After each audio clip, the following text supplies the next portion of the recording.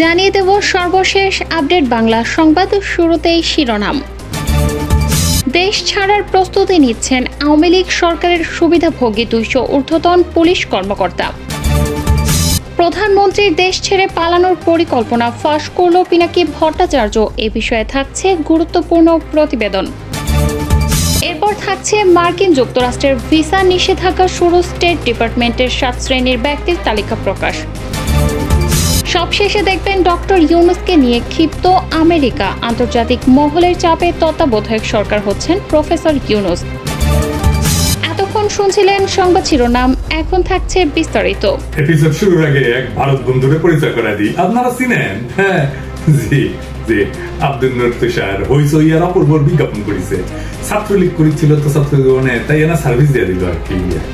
তো আমার ক্ষুদ্র ভ্রাতা আর ভগিনীরা জানেনি তো ভারত বন্ধুত্বের কি করা লাগে।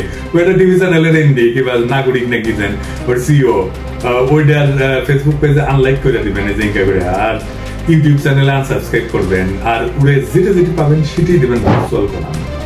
আমরা ভারত বন্ধু কয়টারে পেলাম? সেটটা অপূর্ব, তুষার, জান্নাতুন পিয়া আর মেজামিন। হ্যাঁ, আর কে কে আসলে লাইনে খারাপ। হ্যাঁ, আর হ্যাঁ, আমি ধন্যবাদ জানাই মোশাররফ করিম রে। উনারে আমরা নিষেধ করছিলাম যে হুব্বার ক্যাম্পেইন না করার জন্য। উনি কথা রাখছিলেন আমাদের। যারা আমাদের অনুরোধ রাখবে তাদের সম্মান জানাবো, আর যারা জারম করবে তাদের গোয়া পাইছিরা মানিক মেয়াবিনে শুকাইতে দেবো মাইন্ড। আর জান্নাতুল পিয়া, হ্যাঁ, তোমরা আমার ঝাড়া কলে শেষ হয় টাইম। হ্যাঁ, বাকি আছে ভিডিও সরাবা প্রোফাইল থেকে। টাইম দিলাম 7 দিন, নাইলে সেকেন্ড ওয়েভ আসবি কলে। হ্যাঁ, গদাম জানাই দিলাম আগে। যাই হোক, এবার ওখানে মাদারের মাফিয়া কাটাল রানীরা ধরি, ওই আবার শ্বশুরবাড়ি ইন্ডিয়া যাচ্ছে।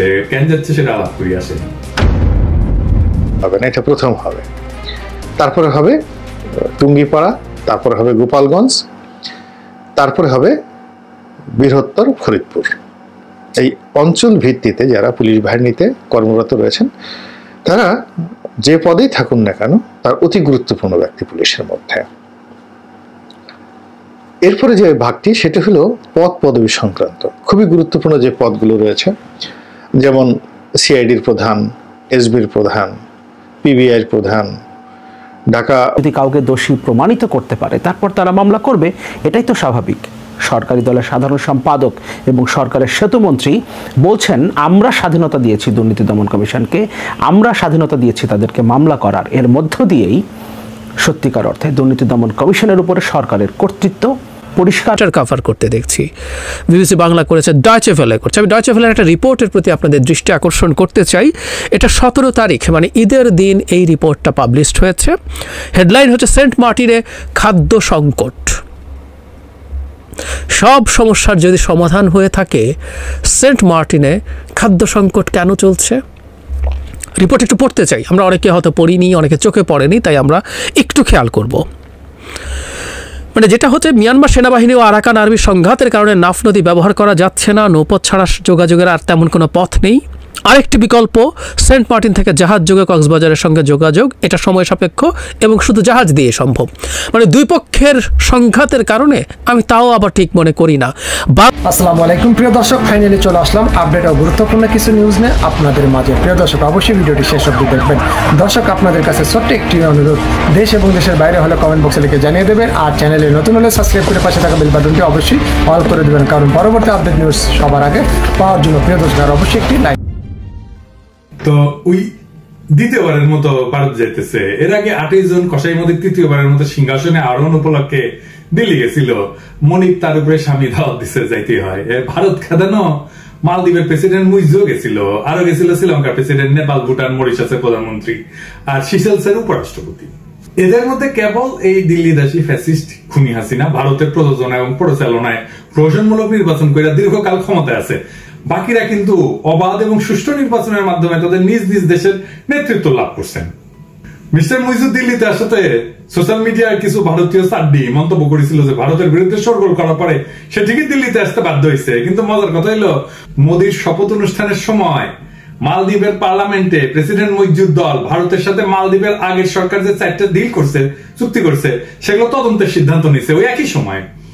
ছোট্ট একটা দেশে সত্যিকারের গণপ্রতিনিধি ভারতের সামনে মাথা উঁচু কেটে থাকলেন, আর আমাদের এই দিল্লি দাসী নিজের গদি রক্ষার জন্য এমন ভাবে ছোটাছুটি করলো যে অন্য কোন বিদেশি সরকার প্রধানরা করে নাই। কি কি ছোটাছুটি করলো সেটা আমরা দেখবো, আপনারাও দেখেছেন। আমরা আজকে একটু বিশ্লেষণ করবো ছোটাছুটি কেন করলো। এই দিল্লিতে ছোটাছুটি করে যা যা করছে তার মধ্যে দুইটা বিষয় খুবই গুরুত্বপূর্ণ। কি কি? প্রথমত সাবেক বিজেপি প্রধান লালকৃষ্ণ আদবানি তার সাথে সাক্ষাৎ করেছে, আর দ্বিতীয় হইল অনেক কাল পরে তার প্রথম মনিব ইন্দিরা গান্ধী পরিবারের সদস্যদের সাথে কোলাকুলি করেছে। সে কাজগুলি কেন করলো তা আমরা একটু তলায় দেখি আসেন। মোদী এবার ক্ষমতায় বসলেও অনেকটা ধ্বজভঙ্গ অবস্থায়। ভারতীয় নির্বাচনের আগে সে 56 ইঞ্চি বুক ফুলাইয়া বিভিন্ন জায়গায় গিয়ে বলছে যে তার দল থেকে এবার 400 সিট পাবে। সে বাবরি মসজিদের ধ্বংসস্তূপের উপরে নির্মিত রাম মন্দির উদ্বোধন করছে। হিন্দুত্ববাদী তার নিয়মিত জিগির তোলার পাশাপাশি সে মুসলমানদের বিরুদ্ধে ব্যাপক নেতিবাচক প্রচারণা করছে, এমনকি এক পর্যায়ে নিজেকে ভগবানের অবতার হিসেবে ডিক্লারেশন দিচ্ছে। কিন্তু কিছুতেই কিছু হয় নাই। 400 সিট তো দূরের কথা, পার্লামেন্টে তার দল সাধারণ যে মেজরিটি সেটাও পায় নাই। এত খরচ করে রাম মন্দির বানাইলো, এত শান শওকত করিয়া সে উদ্বোধন করলো, অথচ সেই এলাকাতেই তার দল পরাজিত হইল। এমনকি ভারতের ক্ষমতার কেন্দ্র হিসেবে বিবেচিত উত্তরপ্রদেশ, যেটা বিজেপির একটা শক্ত ঘাঁটিতে পরিণত হয়েছিল, সেখানে সে হারিয়ে গেল।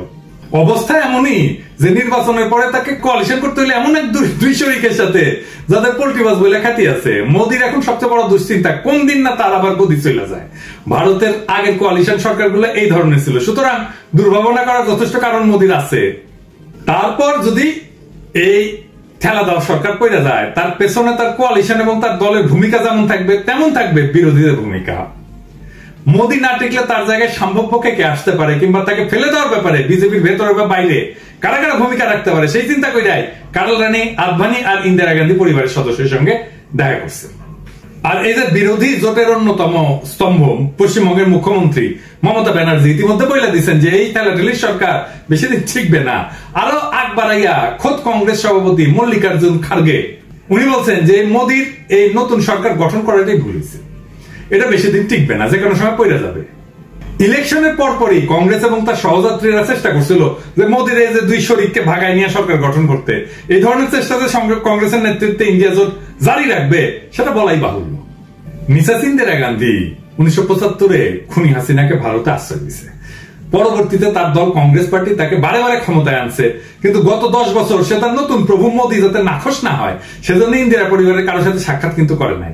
সে হয়তো ধারণা করছিল যে কংগ্রেসের অবস্থা মুসলিম লীগের মতো হয়ে গেছে, তারা কখনো ক্ষমতায় আসতে পারবে না, সুতরাং তাদের সাথে যোগাযোগ রেখা কোনো লাভ নাই। এইগুলো এমনই স্বার্থপর। হাসিনা এরকম স্বার্থপর। আমরা একটু পরে মোদির অবস্থা দেখবো, হ্যাঁ, কিভাবে চোখ উল্টায় দেয়, নিজের দলের লোকের উপর নিজের গুরুকে চোখ উল্টে দেয় এগুলা। কিন্তু ভারতের এবারের নির্বাচনে কংগ্রেসের পারফরমেন্স দেখা কার্ল রানি যথেষ্ট শঙ্কিত হওয়ারই কথা। যাদের কারণে সে বাংলাদেশের ক্ষমতায়, অথচ তাদের এতদিন অবহেলা করছে, তারা কিন্তু কেবল প্রধান বিরোধী দল হিসেবে আবির্ভূত হয় নাই, বরং ভবিষ্যতে ক্ষমতায় এসে যেতে পারে। তার অকৃতজ্ঞতা ঢাকার জন্য আর কংগ্রেস ভবিষ্যতে ক্ষমতা এসে পড়লে তাদেরকে হাতে রাখার জন্য সেই ইন্দিরা গান্ধী পরিবারের সাথে সাক্ষাৎ করার জন্য উদ্গ্রীব হইয়া পড়ে। এখন প্রশ্ন উঠতে পারে এইরকম একটা নেমো খারামের সাথে ইন্দিরা গান্ধী পরিবার কেন দেখা করলো? প্রথম কারণ হইল টেকনিক্যাল। রাষ্ট্রীয় প্রোটোকল অনুযায়ী এই ধরনের সাক্ষাৎ অস্বাভাবিক না, কারণ অবৈধ হইল খুনি হাসিনা বাংলাদেশের সরকার প্রধান এবং কংগ্রেস পার্টি হইল ভারতের প্রধান বিরোধী দল। আর দ্বিতীয়ত, আমরা সবসময় বলছি যে বিজেপি হোক কংগ্রেস হোক হাসিনা ইন্ডিয়ার প্রোডাক্ট, কংগ্রেসই তাকে প্রথম ক্ষমতায় বসায়, সুতরাং নিজেদের প্রোডাক্টকে তো আর পুরোপুরি অবহেলা বা রিজেক্ট করতে পারে না, তাই না? আর তৃতীয় কারণ হইতে পারে যে তারা তাকে ইঙ্গিত দিছে এতকাল ধরে মোদিরে বেট দিয়ে আসতেছিস, এখন আমাদের পাওনা কিন্তু বুঝাই দিতে হবে। বাংলাদেশটা তো ভারতের রাজনীতিবিদদের কাছে অন্তহীন টাকার উৎস। মোদির খাজানচি আদানি সহ বিজেপির ঘনিষ্ঠ ব্যবসায়ীদের খুনি হাসিনা বাংলাদেশের স্বার্থ দলাঞ্জলি দিয়ে নানা প্রকার সুযোগ সুবিধা দিছে, যেটা ছিল প্রকারান্তরে মোদিকে বিশাল অঙ্কের ঘুষ দেওয়া। এখন কংগ্রেস তারে বাগে পাইয়া কি এমনি এমনি ছেড়ে দিবে? তার কাছ থেকে তার পাওনাটা বুঝে নেবে কংগ্রেস এবার। যাই হোক, সোনিয়া গান্ধী বা প্রিয়াঙ্কা গান্ধীর সাথে সাক্ষাতের কারণ নয় বোঝা গেল, কিন্তু কার্ল রানি কেন লালকৃষ্ণ আদবানির সাথে দেখা করতে গেল? বিশেষ করে আদবানি তো এখন রাজনীতি থেকে মোটামুটি রিটায়ার, তাই না? আগে বলছি যে একটা অস্থিতিশীল সরকারকে ফেলে দেওয়ার জন্য বাইরে থেকে যেমন চেষ্টা থাকে তেমন ভিতর থেকেও চেষ্টা থাকে। কংগ্রেস হইল বাইরের চেষ্টা আর আদবানি হইল ভিতরের চেষ্টা। এইটা বুঝতে হলে আদবানি আর মোদির সম্পর্কের ইতিহাস ঘাটতে হবে। আদবানি ছিল মোদির গুরু, কিন্তু মোদি আদবানিকে পেছন থেকে ছুরি মারছিল। ভারতের নির্বাচনের ফলাফল প্রকাশিত হওয়ার পরেই মোদি টের পাইছিল যে এবার গুরু বদলা নিতে পারে। আমি আপনাদের 2018 সালের একটা ভিডিও দেখাই, মানে কথা না বলার বদলে একটা ভিডিও সবকিছু বুঝে দিবে, দেখেন।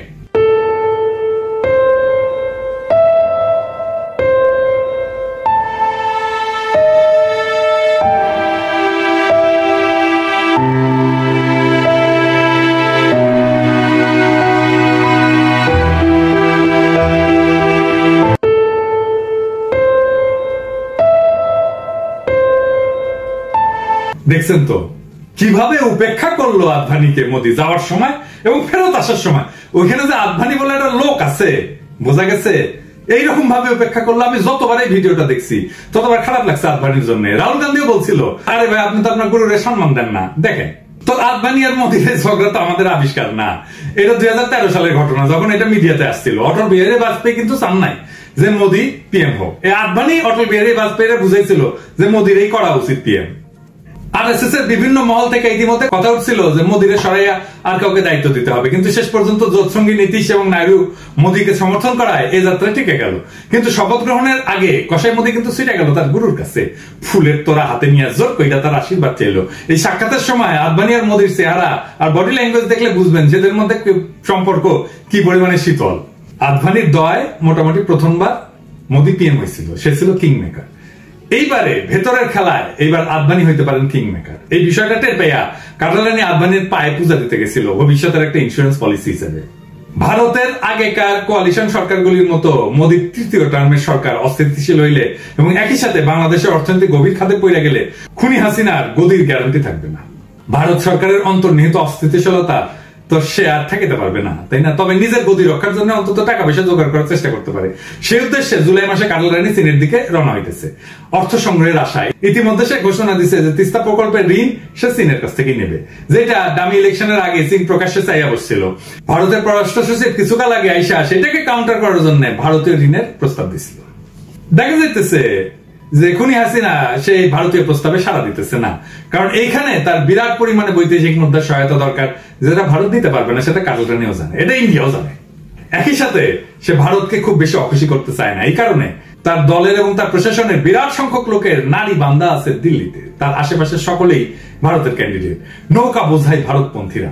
এই অবস্থায় ভারতকে নাকচ করলে তার বিপদ হইতে পারে। এরকম বিপদ দলের ভেতর থেকেও আসতে পারে, যেমন হয়েছিল তার বাপের ক্ষেত্রে। সে তো খুব ভালো করে জানে যে ভারতের গোয়েন্দা সংস্থা র বিভিন্ন দেশে হত্যাকাণ্ড চালায়। ভারতকে ল্যাং মারলে রজে তার উপরে, যেটাকে গোয়েন্দার পরিভাষায় বলে ওয়েট জব, হ্যাঁ মানে ভিসা কাজ আর কি। সোজা বাংলায় এটা মানে হইতেছে জয় বাংলা কইরা দেওয়া, তেমনটা যে করবে না র, তার কি নিশ্চয়তা আছে? 21 জুন ভারতে একই মাসে দ্বিতীয়বার সফর কইরা সে দিল্লিকে বার্তা দিতে চাইবে যে চীনের কাছে সে যাইতেছে দেশের ভয়ঙ্কর অর্থনৈতিক অবস্থায় অর্থ সাহায্য পাওয়ার জন্য, যেটা অন্যরা দিতে পারবে না কিংবা দিবে না। এই কারণে চীনকে কিছু একটা কনসেশন দিতে হবে, কিন্তু সে ভারতকে ছাইড়া যাবে না, ভারতকেও খুশি রাখবে। ভারত যে সমস্ত অতিরিক্ত সুবিধা বাংলাদেশের কাছ থেকে চাইতেছে তার কিছু তাদেরকে সে দেবে। এরই মধ্যে আমরা শুনলাম যে ভারত মোংলা পোর্টে পরিচালনা ক্ষমতা চাইছে। কিছুকাল আগে চীনও এই বিষয়ে আগ্রহ দেখাইছিল। খুনি হাসিনা হয়তো ভারতকে বলবে যে চীনকে বাদ দিয়া মোংলা তোমারে দিতেছি, এখন তিস্তা প্রকল্পের অর্থায়ন চীনকে দেওয়ার বিষয়ে তোমরা আর আপত্তি কইরো না। একই সাথে ভারতকে কয়েকটা অতিরিক্ত সুবিধা দিয়ে দেবে আর কি, যেটা ভারত চাইতেছে, এবং তা হইল ভারতের ত্রিপুরা থেকে ফেনী বইয়া চট্টগ্রাম পর্যন্ত রেল ট্রানজিট, যেটা ভারত চাইতেছে। দ্বিতীয়বার দিল্লিতে গিয়া এই ধরনের সুবিধা দিয়ে ভারতকে ব্যালেন্স করার চেষ্টা করবে। সে হয়তো ভাবতেছে যে মোদী তথা ভারত সরকারের যে অস্থিতিশীল অবস্থা, তাতে ভারত সম্ভবত এই মুহূর্তে তার উপরে বেশি জোরাজোরি করতে পারবে না, এবং সে যে বিশাল ডিল দিতেছে সেটার কারণে ভারত হয়তো মেনে নেবে। দুনিয়ার সব গণতান্ত্রিক দেশে এই ধরনের জাতীয় গুরুত্বপূর্ণ বিষয়গুলি নিয়ে পাবলিক ডিবেটের বা প্রকাশ্যে আলোচনা হয়, সংসদে নিয়ে বিতর্ক হয়, এরপর জাতির সেন্টিমেন্ট বুঝে সরকার সিদ্ধান্ত নিয়ে থাকে। কাটালানি তো তার জনগণের ভোটে সরকার গঠন করে নাই, সে প্রধানমন্ত্রী হচ্ছে ভারতের দয়ায়। সুতরাং তার তরফ থেকে বাংলাদেশের জনগণকে জিজ্ঞেস করা বা তাদের সঙ্গে আলোচনা করা আশা আমরা করতে পারি না। এমনকি ডামি যে একটা পার্লামেন্ট বসাইছে, সেখানে মোটামুটি তার স্থাবক আর পদসেবীরা এমপির পদ ডাকাতি করিয়া দখল করে নিচ্ছে। সেখানে কোনো বিতর্কের চিন্তা করা যায় না, কারণ ওইখানে আনারের মতো লোকজন দিয়ে ভর্তি। আমাদের মনে রাখতে হবে যে ফ্যাসিস্ট খুনি দিল্লি দেশে হাসিনা যে এভাবে দেশের সবচেয়ে গুরুত্বপূর্ণ স্বার্থগুলি অকাতরে বেঁচে দিতেছে, মোটামুটি আমাদের স্বাধীনতা সার্বভৌমত্ব একের পর এক বিলাই দিতেছে, সেটা সে করতেছে শুধুমাত্র নিজের গদি রক্ষার জন্য আর তার ব্যাপক লুণ্ঠন চালায় যাওয়ার জন্য। আমাদের প্রিয় মাতৃভূমির স্বাধীনতা এবং সার্বভৌমত্ব থাকলো কি থাকলো না, আমাদের কোটি কোটি জনগণের কি হইলো কি হইলো না, সেটা আমরা বাইচে থাকি না মইরা গেলাম, আমাদের দেশটা টিকলো নাকি টিকলো না এইগুলি তার ভাবনা চিন্তার বিষয় না। তবে এই খুনি ফ্যাসিস্টের মনে রাখা উচিত যে সে যাই করুক, সে যে চেষ্টা করুক না কেন, 5টা অত্যন্ত গুরুত্বপূর্ণ ফ্যাক্টর একসাথে তার বিরুদ্ধে কাজ করতেছে, যা অতিক্রম করার সাধ্য তার নাই। কি কি সেই ফ্যাক্টর? প্রথমত, তার ন্যূনতম জনসমর্থন নাই। 95% লোক গত ডামি নির্বাচনে ভোট দিতে না গিয়া তার প্রতি অনাস্থা জ্ঞাপন করছে। 5% লোকের সমর্থন নিয়ে সে কি আর বেশি দিন টিকে থাকতে পারে? দ্বিতীয়ত, সে এতকাল টিকে গেছে ভারতের বিপুল সমর্থন এবং সহায়তার কারণে। দিল্লিতে মোদীর গদি এখন অনিশ্চিত, টলমল করতেছে। মোদী নিজের কথা ভাববে নাকি হাসিনার কথা ভাববে? আগামী 5 বছর ধরে ভারতের কেন্দ্রীয় সরকার এক ধরনের অস্থিতিশীলতা চলবে। ভারতের পক্ষে আর সম্ভব হবে না আগে শক্তিমত্তা দিয়া এই খুনি ফ্যাসিস্টকে শক্ত হাতে গদিতে বসায় রাখা। আর তৃতীয়ত, দেশের অর্থনীতি অবধারিতভাবে খাদের মধ্যে পড়ে যাইতেছে। এইটাকে ঠেকানোর জন্য যে বিশাল পরিমাণে বৈদেশিক মুদ্রার দরকার, সেটা পাওয়ার সম্ভাবনা শূন্য। 1997 সালে থাইল্যান্ডের রিজার্ভ শূন্যের কোঠায় নামা যাওয়ার কারণে দেশটা যখন গভীর অর্থনৈতিক বিপর্যয়ে পড়ে, তখন IMF $17 বিলিয়ন একটা রেস্কিউ প্যাকেজ দিছিল। এরপরে দীর্ঘ 4 বছর লাগছিল অর্থনৈতিক দুরবস্থা কাটাইতে। হাসিনাকে কেউ এই পরিমাণে অর্থ দিবে না, দিলেও তার হাতে 4 বছর টাইম নেই। অর্থনৈতিক সংকটের মধ্যে পড়া মানুষের পিঠ ইতিমধ্যে দেওয়ালে ঠেকে গেছে। এতদিন মানুষ পথে নামে নাই, কিন্তু এখন এই খুনি হাসিনা তাদেরকে আটকায় রাখতে পারবে না। এইবার ভারতের পোশাক কুত্তাগুলি জনগণের বিরুদ্ধে মাঠে নামারও সাহস পাবে না। চতুর্থত, আগের টাইমগুলোর তুলনায় এই টাইমে মোদী সরকার অপেক্ষাকৃত দুর্বল হওয়ার কারণে আমেরিকা এই অঞ্চলে চীনকে ঠেকানোর জন্য ভারতকে ব্যবহার করার যে কৌশল এতদিন চালায় গেছে, সেটা আর তারা সেভাবে চালায় যেতে পারবে না। জয়শঙ্কর তো হুঙ্কার দিত মাঝে মাঝে, তাই না? ইতিমধ্যে সুর পাল্টায় মিউ করে কইতেছে যে চীনের সাথে তাদের যে সমস্ত অমীমাংসিত বিষয় আছে আপোষে মীমাংসা করে ফেলবে। ওর সুর কলে ছিল যুদ্ধঙ্গি, হ্যাঁ, আপোষের সুর নেমে আসছে। আপোষের সুরে কইতেছে যে ভারত চীনের সঙ্গে সীমান্ত বিরোধ সমাধানের প্রচেষ্টা করবে, তা আমেরিকা কিন্তু বেশ নাকশ হয়েছে। তো যদি আপোষ মীমাংসাই করে, তাহলে আমেরিকা ভারতকে চীনের বিরুদ্ধে কিভাবে দাঁড় করাবে? আবার ইন্ডিয়া কইতেছে ভারতের চীন ঠেকানো কর্মসূচি থেকে সরে আসা উচিত। দেখেন, এখন বলতেছে যে রিসেট করতে হবে রুল অফ গেম, হ্যাঁ, সাউথ এশিয়াতে। সুতরাং চীনকে যদি আমেরিকা ঠেকাইতে চায়, তাহলে নিজেরা সরাসরি মাঠে নামতে হবে, চৌকিদার দিয়ে কাজ হবে না, নইলে এই অঞ্চল তাদের হাতছাড়া হয়ে যেতে পারে। গত দামি নির্বাচনে আমেরিকার ভূমিকা শেষ পর্যন্ত যাই হোক না কেন, এইবার তার মূল স্বার্থে বড় ধরনের আঘাত লাগতে পারে যদি সে চীনকে মোকাবেলার জন্য নিজে মাঠে না নামে। আমেরিকা কিন্তু হাসিনাকে নির্বাচনের আগে ছাড় দিছিল, কিন্তু আমার মনে হয় না যে একেবারে ছাইড়া দিচ্ছে। যাই হোক, সেটা তাদের ব্যাপার। তারা বাংলাদেশে গণতন্ত্র এবং মানবাধিকারের বিষয়টা ত্যাগ করে নাই বলে আওয়াজ দিতেছে, বলে হ্যাঁ ফিরে আসতেছে আবার। তারা কিন্তু খুব ভালো করে জানে হাসিনার সবচেয়ে দুর্বল জায়গাটা কোনটা, হাসিনার কোন কোন জায়গায় ব্যথা, এটা করলে তারা জানে। এডিটর সাহেব, গানটা আবার একটু দেন, কোন কোন জায়গায় ব্যথা, বান্ধবী ললিতা, সেটা হইতেছে দুর্নীতি। এই খুনি ফ্যাসিস্ট যে পরিমাণে দুর্নীতি করছে বাংলাদেশের সহস্র বছরের ইতিহাসে, তার তুলনা পাওয়া যাবে না। ছোট্ট আজিজের টেটা বিন্দাইয়া আমেরিকা বুঝাই দিচ্ছে যে কাটালানির কোন জায়গায় চাইপা ধরবে। ডোনাল্ডো ভারতের নির্বাচনের পরে এই বিষয়টা খোলাসা করে দিচ্ছে। এই যে দেখেন, 5 নাম্বার বিষয় হইতেছে যে খুনি হাসিনা চীনের দরজায় টেকার জন্য হাত পাতলেও চীন ভালো করে জানে যে সে হইল ভারতের 1 নাম্বার কেনা গোলাম। গভীর অর্থনৈতিক সংকটে অন্য কোন উৎস থেকে বড় ধরনের সহায়তার ইঙ্গিত না পাইয়া সে অনন্য পাই হইয়া চীনের কাছে হাত পাতছে। তা না হইলে সে ভারতের সাথে আগের মতোই ঘষ্টাঘষ্টি চালাই দিত। এছাড়া চীন ঠিকই জানে যে এই মাতারি সম্পূর্ণভাবে গণবিচ্ছিন্ন, সুতরাং তার উপরে চীনের দীর্ঘমেয়াদে নির্ভর করার কোনো প্রশ্নই ওঠে না। চীন হয়তো বাংলাদেশে তার প্রভাব অধিকতর বিস্তার করার উদ্দেশ্যে খুনি ফ্যাসিস্টকে স্বল্পকাল ব্যবহার করবে, কিন্তু কোন অবস্থাতেই তাকে দীর্ঘকালীন মিত্র হিসাবে গণ্য করবে না। খুনি হাসিনার গত 15 বছরের শাসনে এইবারই প্রথম একটা বিশেষ অবস্থা বিরাজ করতেছে। কি অবস্থা? তার মাথার উপরে আর কোন শক্ত অভিভাবকের ছায়া নাই। এরকম একটা বিরূপ অবস্থায় সে আর আগে পড়ে নাই। বৈরী জনগণ, ভয়াবহ অর্থনৈতিক সংকট, অস্থিতিশীল মোদী সরকার, অবন্ধুসুলভ আমেরিকা, সুযোগ সন্ধানী চীন, ঘরের কাছে মায়ানমারের যুদ্ধ, সেন্ট মার্টিনের জনগণকে রক্ষা করতে না পারা ইত্যাদি সামনাসামনি তাকে সাহায্য করার মতো বলিষ্ঠ কোনো হাত না থাকায় সে একটা কঠিন পেজগিতে পড়ছে, যার থেকে সে উদ্ধার পাওয়ার কোনো উপায় নাই। তার দ্রুত পতন এখন অনিবার্য হয়ে উঠছে। খুনি হাসিনার অবৈধ সরকার এই মুহূর্তে যে কি নাজুক অবস্থায় আছে, সেটা সেন্ট মার্টিনসের সাম্প্রতিক ঘটনাতে বোঝা যায়। মায়ানমারের রোহিঙ্গা নিধন এবং বাংলাদেশে 1 মিলিয়ন রোহিঙ্গাদের ঢুকায় দেওয়ার সময় সরকারের উচিত ছিল মায়ানমারের বিরুদ্ধে তাৎক্ষণিক সামরিক ব্যবস্থা নেওয়ার সিদ্ধান্ত নেওয়া এবং সেটা মায়ানমার জান্তাকে জানায় দেওয়া। যে কোনো দেশপ্রেমিক সরকারই তা করত। সেটা না করে খুনি হাসিনা ভারত যা যা আদেশ নির্দেশ দিচ্ছে তা বিনা প্রশ্নে পালন করছে। ভারত নিজে মায়ানমার জান্তার সাথে সুসম্পর্ক রাখছে এবং এই পলিসি চাপায়া দিছে বাংলাদেশের উপরে। আমি আগেও বলছি যে বাংলাদেশের কোনো স্বাধীন পররাষ্ট্রনীতি নাই। আমাদের পররাষ্ট্রনীতি বলে যেটা আছে ওইটা আসলে ভারতের বিদেশ মন্ত্রণালয়, ওই দিল্লির সাউথ ব্লক আছে না, ওইখান থেকে প্রযোজনা এবং পরিচালিত হয়। রোহিঙ্গা ইস্যুতে যদি খুনি হাসিনা সরকার শক্ত অবস্থান নিত, যেটা বেগম খালেদা জিয়া তার আমলে নিয়েছিলেন, জিয়াউর রহমান নিয়েছিলেন, বার্মাকে ওয়ার্নিং দিয়েছিলেন, দেখেন, তাইলে রোহিঙ্গা সমস্যা এত দীর্ঘস্থায়ী হইতো না এবং মায়ানমারের নৌবাহিনীর সাহসী হইতো না সেন্ট মার্টিনস নিয়ে উৎপাত করতে। এখন কাউয়া কাদের বলে, হ্যাঁ এডিটর সাহেব, হ্যাঁ কাউয়ার সাউন্ড দেন, আরো জোরে, আরো জোরে, আরো জোরে দেন, কান পাঠায়। হ্যাঁ কাউয়া কাদের বলে যে প্রয়োজনে জবাব দেওয়া হবে। আমাদের ভূখণ্ডে গোলাগুলি করতেছে মায়ানমার, তারপরে ও মনে হচ্ছে প্রয়োজন হইলে জবাব দেওয়া হবে, এখনো প্রয়োজন বুঝতে পারতেছে না। আসলে এদের যত হম্বিতম্বি দেশের জনগণের উপরে। আরাকান বিদ্রোহীরা মায়ানমার আর্মিরে প্রত্যেকদিন ফাটায় ফেলতেছে, কিন্তু হাসিনা, কাউয়া, আজম মাহমুদ মায়ানমার একটা গুলি করলো ভয় পোতায় যায়, কাঁপিয়ে মোটামুটি। আরাকান বিদ্রোহীদের হাতে মাইর খেয়া মায়ানমারের সৈন্যরা যখন বাংলাদেশে ঢুকছে, এই অবৈধ সরকার মায়ানমার সামরিক জান্তাদের প্রতি প্রেম দেখায় তাদের ফেরত দিচ্ছে। এর পরিবর্তে মায়ানমার জান্তা আমাদের কি দিছে? উল্টো আমাদের সেন্ট মার্টিনে গুলি করতেছে। এই দিল্লিদাসী এবং তার লেসপেন্সারদের কাছে আমাদের প্রিয় মাতৃভূমি যে কি ভয়ঙ্কর ভাবে অরক্ষিত, তা এদের আচরণ এবং কথাবার্তা পরিষ্কার। সেন্ট মার্টিনের এই ঘটনায় আরো একটা জিনিস পরিষ্কার হয়ে গেছে, এবং সেটা হইল কঠিন পেশগিতে পড়া কাঁঠাল রানীর অবৈধ সরকার এখন গভীর আতঙ্কে দিশাহারা। সামান্যতম অ্যাকশন নেওয়ার মতো অবস্থায় নাই, তাকে টাইনা নামানোর এখনই সময়। এই ফ্যাসিস্ট খুনি হাসিনা যাবেই, তাকে আমরা টাইনা নামাইয়াই ছাড়বো।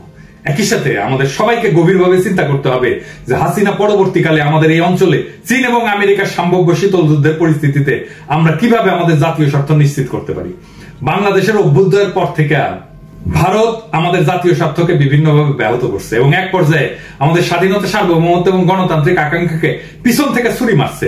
মোদীর বর্তমান টার্মের সরকার আগের সরকারের তুলনায় রাজনৈতিকভাবে দুর্বল এবং অন্তর্নিহিতভাবে অস্থিতিশীল হওয়ার কারণে বাংলাদেশের উপরে উদ্ধত ভারতের আধিপত্যবাদী কালো হাত ভাঙা দেওয়ার এখনই বিরাট সুযোগ আমাদের সামনে। আমাদের চলমান ভারতীয় পণ্য বর্জন আন্দোলনকে এখন পুরোদস্তর ইন্ডিয়া আউট পর্যায়ে উন্নীত করতে হবে, যে কাজটি মালদ্বীপ প্রেসিডেন্ট মুইজুর নেতৃত্বে ইতিমধ্যে সাফল্যজনকভাবে সম্পন্ন করছে। ইন্ডিয়া আউটের সুযোগে অন্য কোনো শক্তি যেন আবার আমাদের টুটি চাইপা ধরতে না পারে, সে বিষয়ে আমাদের অত্যন্ত সতর্ক এবং সজাগ থাকতে হবে। আমি আগেও বলছি, এখনো বলবো এবং ভবিষ্যতেও বারে বারে বলতে থাকবো যে আমরা আমেরিকা বুঝি না, চীন বুঝি না, আমরা বুঝি আমাদের জাতির, আমাদের জনগণের স্বার্থ। যারাই আমাদের সামগ্রিক স্বার্থকে সম্মান জানাইয়া আমাদের স্বাধীনতা, সার্বভৌমত্ব, আঞ্চলিক অখণ্ডতা, জাতীয় মর্যাদা এবং গণতান্ত্রিক চেতনা এবং আর্থসামাজিক প্রগতির প্রতি সত্যিকার সমর্থন এবং সহযোগিতার অঙ্গীকার করবে, আমরা তাদের দিকেই বন্ধুত্বের হাত বাড়াই দেব। আগামী দিনে ভারত মুক্ত বাংলাদেশের এটাই হবে স্বাধীন বিদেশ নীতির মূল ভিত্তি।